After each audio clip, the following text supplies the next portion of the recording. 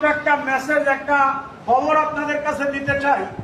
আমাদের কোরআনের পাখি যে শাহাদাত বরণ করেছেন তার একটা উজ্জ্বল দৃষ্টান্ত আমার কাছে আছে, একটা খবর আছে।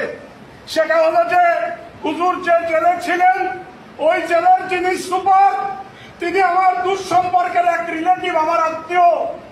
তার নিজের সাথে আমার কথা হয়েছে, তার মায়ের সাথে কথা হয়েছে। আমাকে তিনি নিজে বলেছেন যে হুজুরকে একটা কাগজ ধরায় দেওয়া হয়েছে, তাকে সই করে দেন, হুজুর অসুস্থ, হুজুরকে চিকিৎসার জন্য নিতে হবে। হুজুর তখন অসুস্থ ছিলেন না, চিকিৎসা করার মতো অবস্থা তার তখন ছিল না। তাকে এই কাগজ তৈরি করে ওখান থেকে বের করে নিয়ে এরপরে ওই সাথে সাথে তাকে যখন বের করে নেওয়া হয়েছে তার বিছানা পেটটা গুছানো হয়ে গেছে।